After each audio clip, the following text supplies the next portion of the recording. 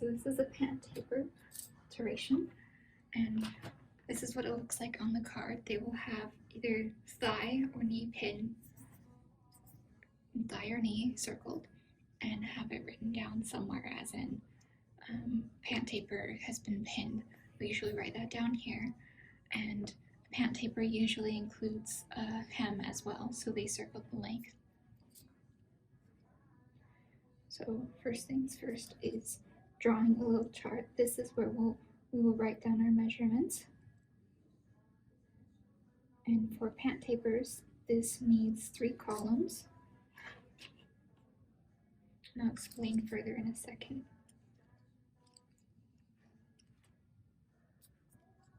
Each row is about just under 1/4 of an inch. This way we can fit a decent amount of rows. It doesn't have to look perfect.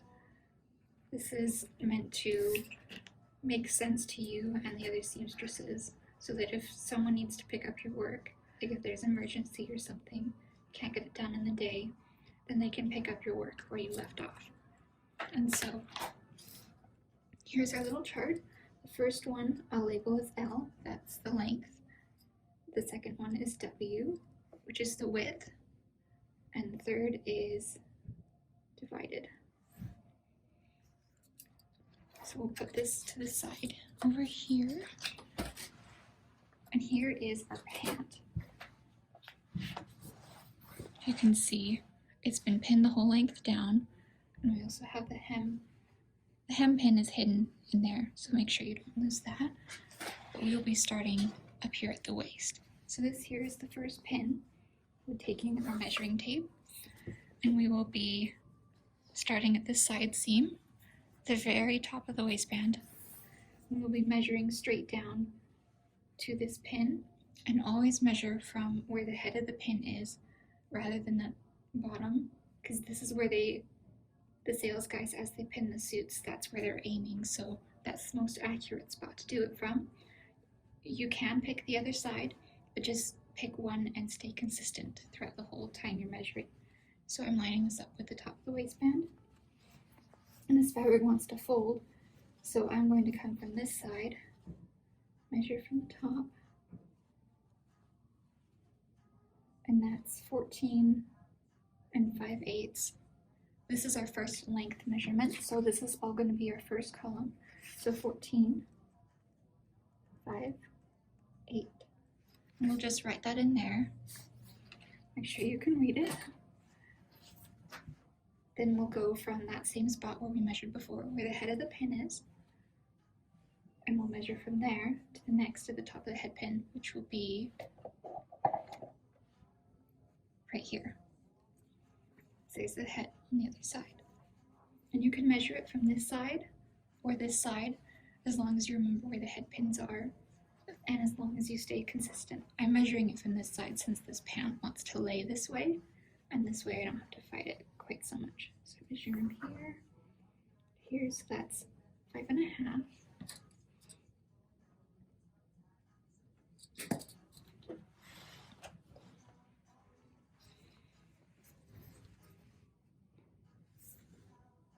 And this one is 6 1/4.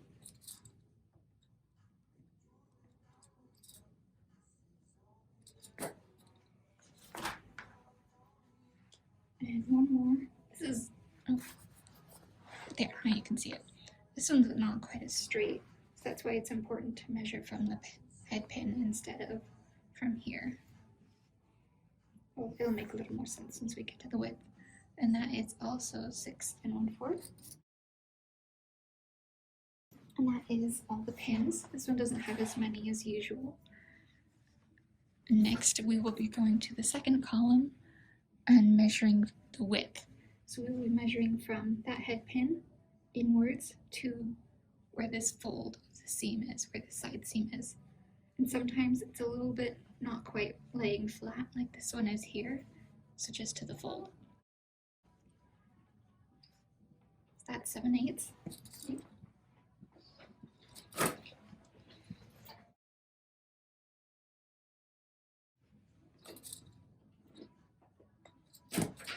one that's also 7/8. You can double check from this side as well. Make sure they match. And that is a half. I'm just double checking on this side.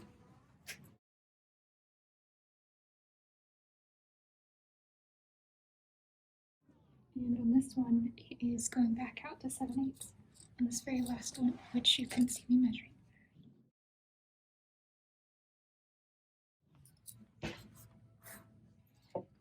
And finally, the last column is where we divide these measurements in half. Since they only pinned one side of the pant leg, we need to take this and divide it in half since we'll be sewing both sides of the pant leg. So from here, we'll be going through and whatever's half of 7/8, and I'm using my measuring tape trick. And that is just barely under 7/8, so I'm doing half an inch with a down arrow, which indicates that it's in between those two marks. This one's a little different in that it has this measurement in the middle that doesn't match the others. And this is likely where this man's calf is. And if he is a weightlifter or anything, he may have bigger calf muscles. So we will follow that. And that's 1/4. So we'll go half an inch, a quarter, then half an inch again, all the way down. From here, we're good to remove all the pins except the hem. So we'll be removing all of these. And the reason why we write down our measurements is in case the customer comes back and really likes what we did, we will have a record.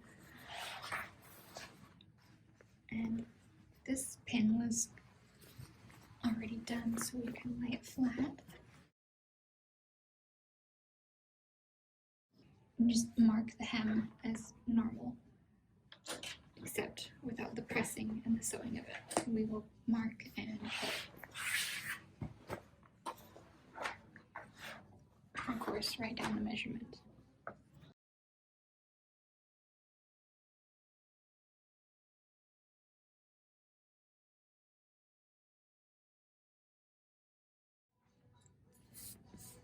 Another good thing to do is label.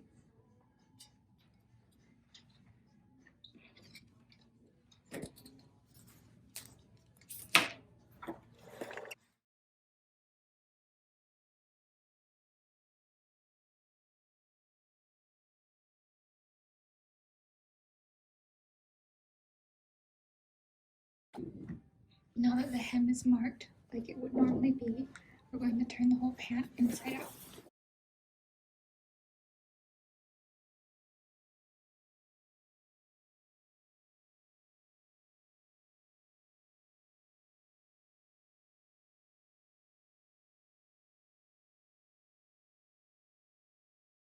I'm going to lay it flat with the lining side up. And from here, we're going to use our rolling chalk and our measuring tape. So we're going to use these same measurements we got before. First one was 14 5/8. So we're going to measure from the top of the waistband, just here. And we're going to go all the way down to 14 5/8.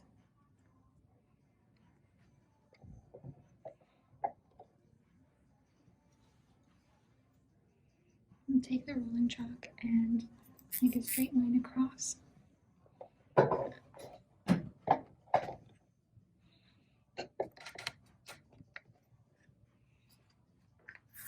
From here, we're going to do the next length, which is 5 1/2, and make another mark exactly the same,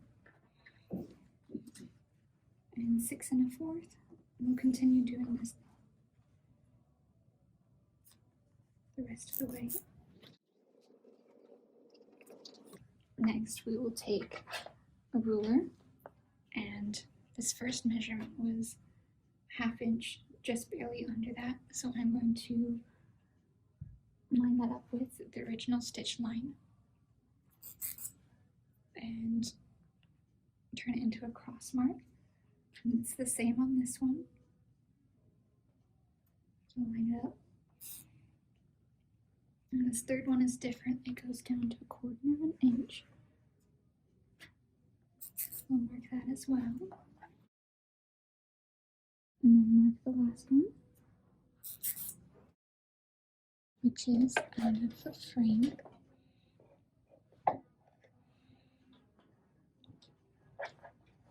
On the bottom, I'm going to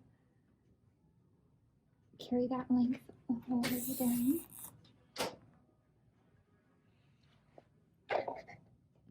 Then next is just connecting the dots. Just make sure that the fabric lays flat. And I'll generally do this from the lining side up.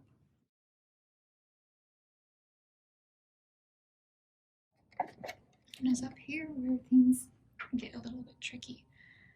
So if you can see here, there's a little bit of a tack. This is where the pocket is, and we can't sew up beyond this pocket and this tack here that's holding the fabric in place.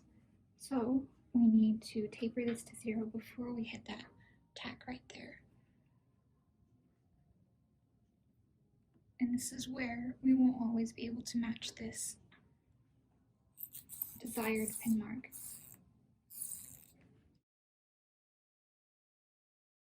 Let's look here, and I'm looking straight across at the crotch to see. We'll probably need to unpick this and carry it all the way up, but for now we'll focus on how the heck we're supposed to transfer this to the other side of this pant leg, because we can't quite measure from the top of the waistband here, because now the fly guard's in the way, and that's not going to be quite as accurate. Now, several ways to do this. One way is to take a ruler, find one of these marks,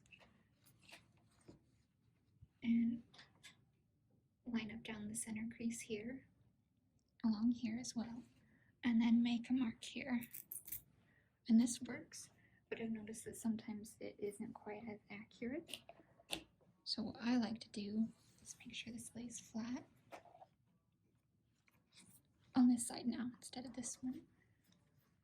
But I'll measure from this tick mark all the way to the hem, which is 8 5/8, and I'll transfer it to the side.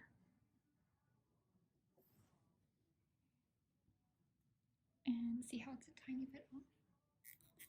And both of these methods do have room for error in them, but this is where you can kind of choose which one you feel is most accurate and stick to it. And I'm just marking backwards this time. And sometimes it gets a little confusing trying to follow these backwards, so I will just measure directly across again and transfer.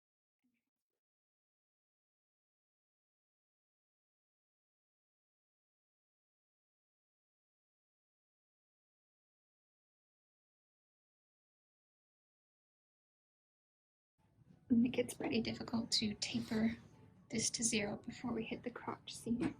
So on this pant, we're going to unpick it and carry it the rest of the way up. Since we weren't able to get that full desired measurement here, this is where we can make up for it a little.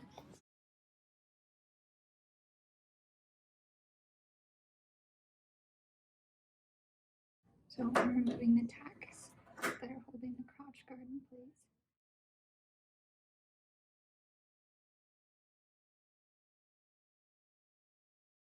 And I'm just opening up this seam through here, right where the two pant legs meet.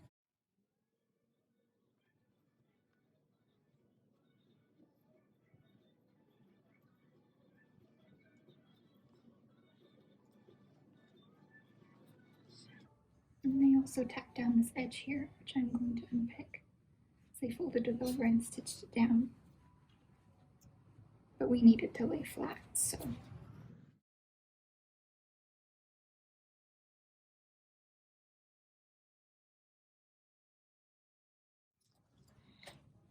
Unpick the crotch, and that is now open. And we're just going to do the same thing with the width measurements along here. It should match this side.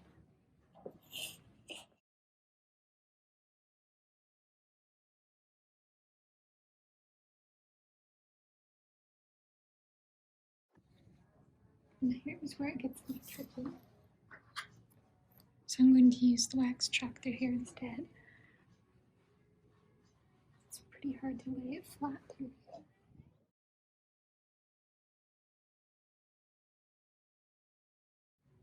And like that. Just repeat on the other side. I like to flip it around.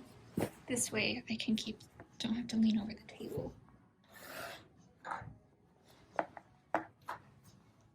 And you can either mark this with chalk or the wax chalk.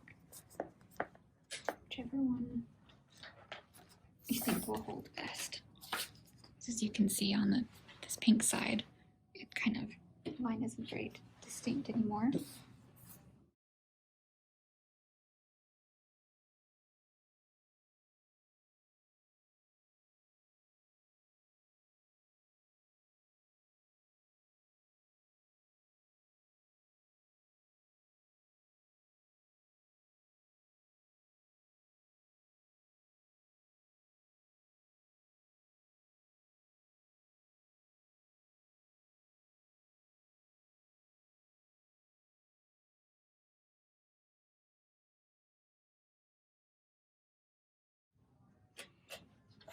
And this pant is done being marked and can go to the machine. Okay, so here at the machine, we have a stitch length to 2.8 or 3, and we will just align this under the machine. So close to the tack, you have to be pretty careful to make sure that you catch the original stitch line. This is also sewn with a running stitch, and it would be sad if we were to miss it. And so I wasn't able to get it all the way up to where I start the marking, but I got it pretty close. Don't forget the back stitch.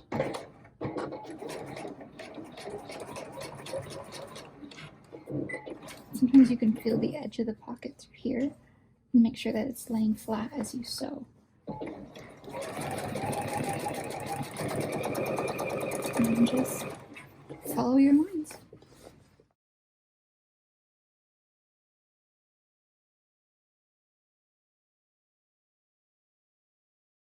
There we go. And after I've sewn this side, I will start sewing on this next one over here and start up at the crotch. This way I can do this side of the pant and continue from the same direction, but since we marked on the same side of fabric the whole way around, I'll sew these two and then flip it around and start sewing from the hem up and do this side along with the other. I will get on with that.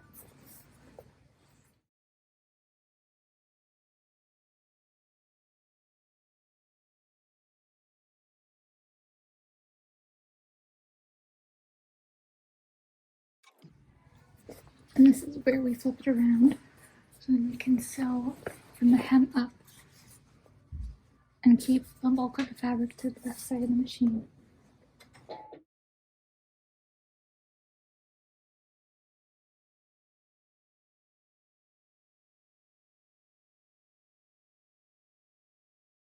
When I get to the top there, I'm making sure that I back stitch where those two layers meet rather than just on the one layer. Another thing is that when we take up the taper through the crotch like this, it is also called, this particularly taking up the crotch is called a rise alteration or a mason rise in honor of the sales guy who helped us figure it out. And it just brings up, makes it a little less baggy in the crotch for the customer. And sometimes you can do that without doing this whole taper. Okay, now that I'm done sewing all of the seams, I'm going to check on the opposite side, especially at this top here, and that I ran over the original stitching, which I did there, and I did on this side as well. And this way we know for sure that when I unpick it, it's not gonna go all flying apart on us.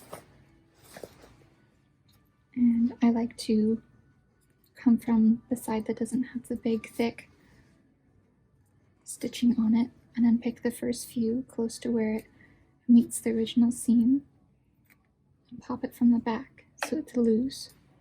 And this is just double extra assurance that it's not going to run on us. I'll do that with the crotch as well, though it's not as crucial with it being a rise all the way through.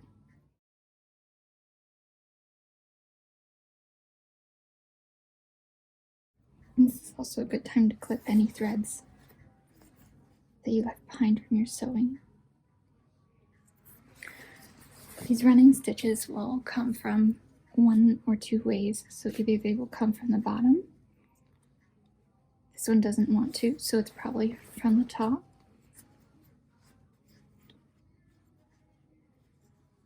And if it doesn't want to come, unpick a couple more and try again.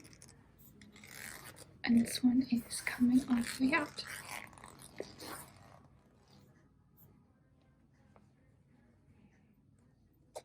Don't forget to grab both sides of the thread. And something they like to do is they'll alternate which side they'll do the running stitch from. So this side doesn't seem to want to come, so it's probably from the bottom. Yep, it's from the bottom.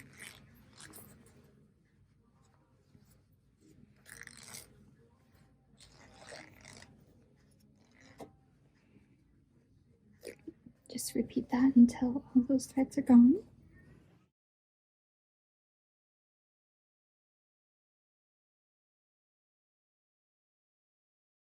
And if you're altering a pair of pants that's been altered before and they want the taper readjusted after it's been done, it will take longer to alter because our machine doesn't do that running stitch. And so we have to be extra careful with unpicking that we don't actually rip the fabric. It's just a little more time consuming. But fresh out of the factory, it's good and easy to unpick. Okay, over here at the iron, we have the blue sleeve board, and we are going to take the pant and slip it on, usually from the waist first. This way it's super easy to just slip it onto the next pant leg when it's time to do that side. And the goal here is to press these seams open.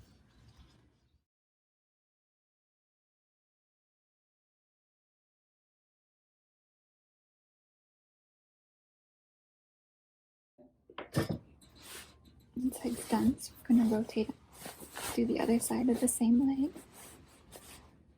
Get all the way up into that crotch area there.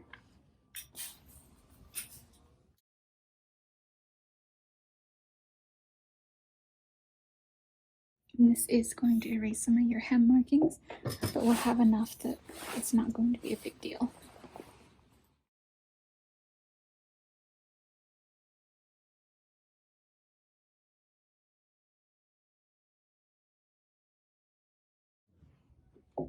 Okay, so those pants are pressed.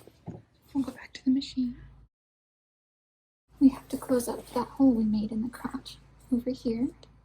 It's not quite as big as it was before since we went through and stitched up part of that excess fabric. And so we'll just mimic how it was originally. And I like to pin it to make sure that I don't lose track of where those flaps are going. And try to keep the crotch guard, this bit here, out of the way.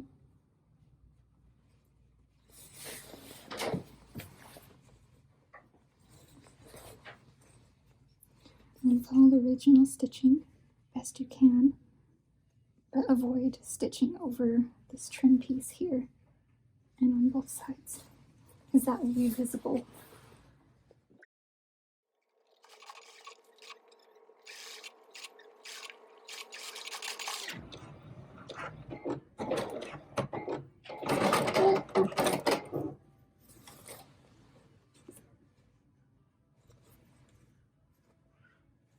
And just check it from the outside to make sure it looks okay, which it does. And it looks like it skipped some stitches on us again.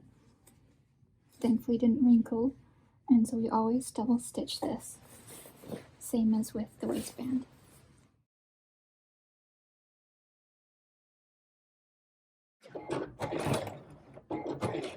I'm just back stitching over that spot since that's where it skipped a few stitches earlier.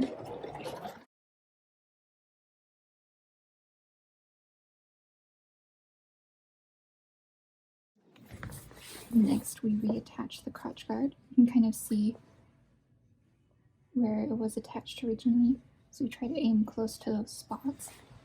The idea is not to sew it down taut like this, because it needs room to move.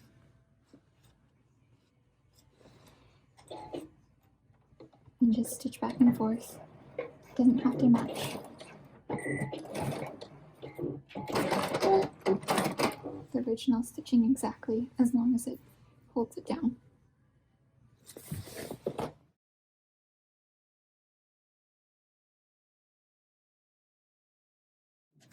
And the pant taper is done. The pant is now ready to be hemmed like a normal hem. One thing with these hems though is that sometimes, since they were tapered, the circumference of this one here and this here won't match up as well, so it may need to be split down that seam more often. But you'll be able to tell that more once you get on the machine. This is what the hem will look like after we press open the taper.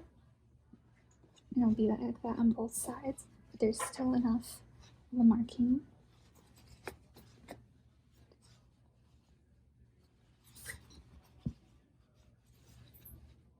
You can line it up. Just be a little more careful down the center to make sure it lines up straight.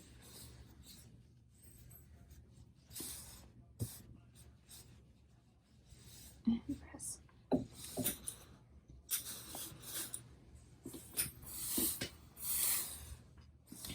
Just like normal.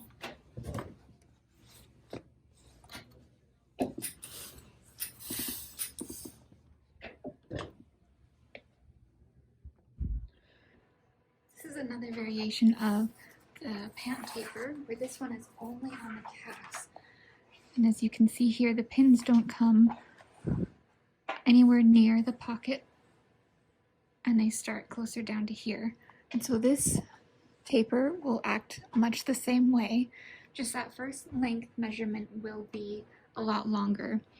It's also wise to leave an extra space at the top of your little chart so that you can write down the taper measurement, your own measurement here. Because once you are inside and marking, you will need to be able to taper this to 0 up along this seam here, and whatever that measurement is, you can write it down and then use it on the other three sides that you'll be sewing on. And I will show you what it looks like on the inside. This is what the taper looks like from the inside.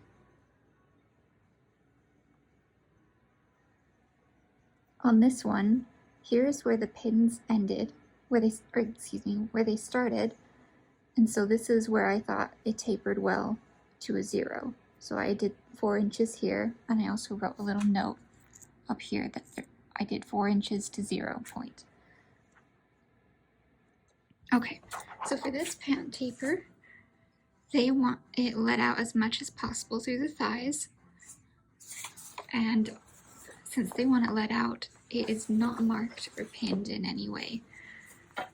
When we are letting out the pant tapers, we are limited on how much fabric there is in the seam that we can let out. So taking a look from the inside,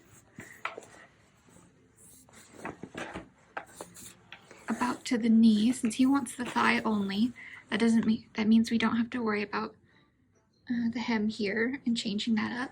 So we'll come roughly about here-ish and taper that to 0. And again, we can't go above this tack here.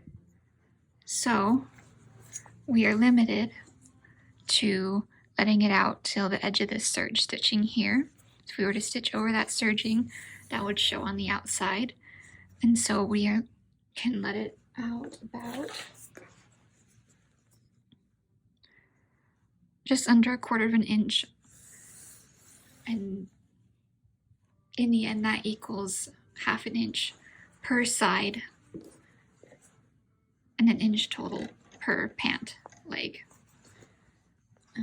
You don't always have to mark every bit of this one, since there's so little marking to do that you can do this on the machine. If you feel more comfortable marking it, then go ahead. It'll look something like that.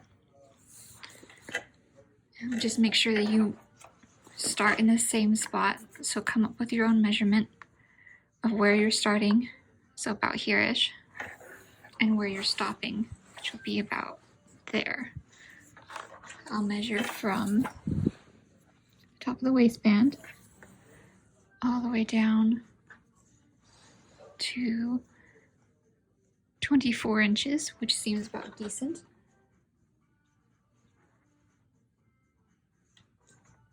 And taper it to 0 at 24 inches.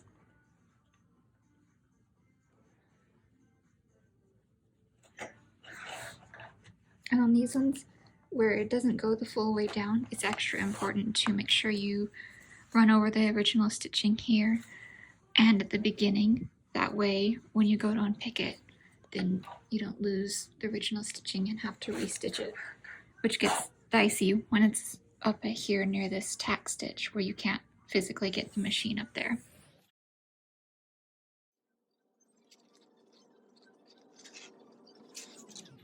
In all other regards, this will act as a normal pant taper that will need to be stitched, have the old stitching removed, press the seams open with the iron.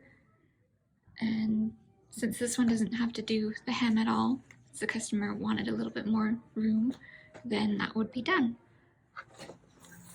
On this one, you can see how the two different sides are different seam allowances. I generally tend to, if we can, not undo the crotch, which would weaken the seams a great deal. But I'll measure up from the bottom on the side I already measured and marked.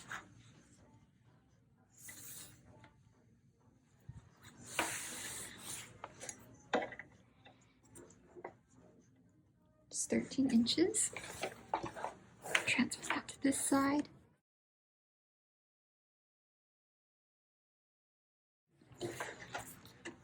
And use your own common sense on whether you want to carry this all the way up and let it out all the way up through that crotch area.